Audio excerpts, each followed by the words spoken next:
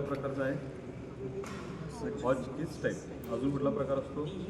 Torque tube असतो. तर हा जो आहे तो हॉजकिस टाईप प्रॉपेलर शाफ्ट आहे. या प्रॉपेलर शाफ्टचं काम काय असतं की इंजिनकडून जे ड्राईव्ह येत असतो, इंजिनकडून येते कुठं?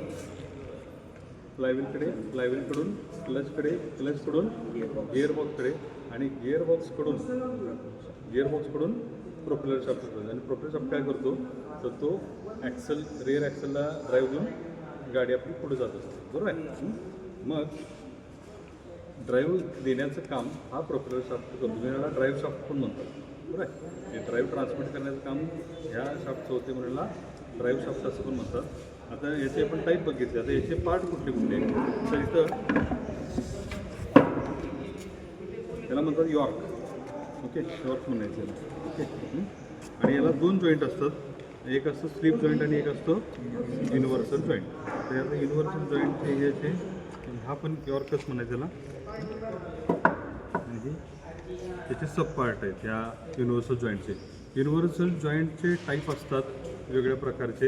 युनिव्हर्सल जॉईंट हा आहे क्रॉस अँड योक टाईप. यालाच कार्डन टाईप पण म्हणतात. Cross and yoke type. यातला हा जो भाग आहे वाहन त्याला म्हणतात क्रॉस आणि हा योक. Cross and yoke. दुसरं नाव काय याचं? कार्डन टाईप. ओके. अजून प्रकार कुठले कुठले आहेत? डबल कार्डन. ओके, डबल कार्डन. अजून कुठले आहेत? तर सीव्ही जॉईंट. सीव्ही जॉईंट म्हणजे काय? Constant velocity joint. ओके, म्हणजे हे युनिव्हर्सल जॉईंटचे प्रकार आहेत. अजून कुठले आहे? ते रबर कपलिंग आहे. Okay, rubber coupling. आणि हुक्स जॉईंट एक असतो आणि ब्लॉक अँड पिन टाईप. म्हणजे हे एवढे टाईप झाले. पण हा कुठल्या प्रकारचा आहे? कुठल्या प्रकारचा आहे? कार्डन टाईप किंवा cross and yoke type. Okay, हा क्रॉस. आता क्रॉसच्या वरती हा जो पार्ट बसतो ना, हा जो दाखवला आहे, याला म्हणायचं ट्रुनियन. ओके. आणि ट्रुनियनच्या आतल्या बाजूला निडल बेरिंग दिलेलं आहे. ओके, तुम्ही बघितलं हे असे निडल आहे बघा.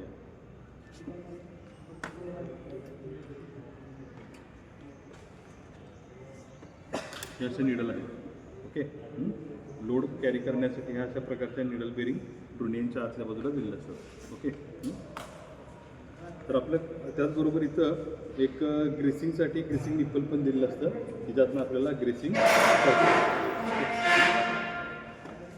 त्यानंतर त्याला काय म्हणतात? सर्किट. ते सर्किट का वापरले? तर ते ट्रुनियन त्या आपल्या त्या असेंब्लीतून निसटू नये, बाजूला होऊ नये, यासाठी हे सर्किट प्रोव्हाइड केलेले असतात. काय काय कॉम्पोनंट सांगा मग? त्यानंतर क्रॉस, त्यानंतर क्रॉसवर बसलेले हे ट्रुनियन आणि ट्रुनियनच्या आतच्या बाजूला निडल बेरिंग. ओके. आणि हे सर्किट. ओके. आता आपल्या मेंटेनन्सचं काम काय असतं? जेव्हा आपल्याला गाडी मेंटेनन्सला आली तर काय करणार आपण?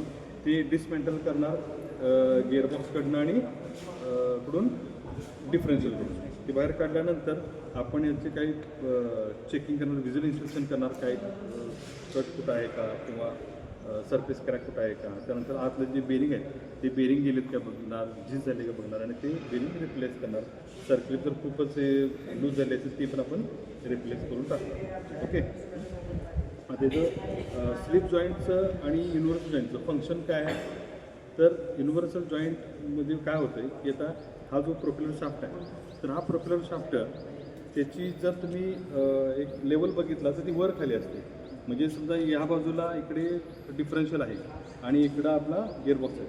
तर अशी ही लेवल असताना, बरं आहे, जर समजा युनिव्हर्सल जॉईंट वापरलेच नाही तर काय होईल? तर डायरेक्ट हा प्रोपेलर शाफ्ट कट होईल. कारण ती हाईट ॲडजस्ट होणार नाही. बरं आहे का? समजा व्हर्टिकल जी मुवमेंट आहे, म्हणजे उभी जी मुवमेंट आहे, उभी जी हालचाल आहे ती प्रॉपर होण्यासाठी म्हणून आपण काय करतो? युनिव्हर्सल जॉईंट वापरतो. ओके. म्हणून ते थोडक्यात काय म्हणायचं की अँग्युलर डिस्प्लेसमेंटसाठी आपण काय करणार? युनिव्हर्सल जॉईंट वापरणार. पण समजा बऱ्याच वेळा काय होते, गाडी स्ट्रेट जात असताना हा जो प्रोपेलर शाफ्ट आहे तो आकुंचन पाहू शकतो आणि प्रसरण पाहू शकतो. कारण 2 चाकांमध्ये अंतर कमी जास्त होऊ शकतं आणि त्यावेळी ती जी ॲडजस्टमेंट करण्यासाठी आपल्याला काय वापरावं लागतं? स्लिप जॉईंट वापरावं लागतं. मग आता आपण काय म्हणता येईल आपल्याला की युनिव्हर्सल जॉईंट वापरायचं कशासाठी? अँग्युलर डिस्प्लेसमेंट कंट्रोल करण्यासाठी. आणि स्लिप जॉईंट कशासाठी वापरायचा? लिनियर डिस्प्लेसमेंट कंट्रोल करण्यासाठी. ओके. तर आता आपण याचं ग्रीसिंग करूया. ग्रीसिंग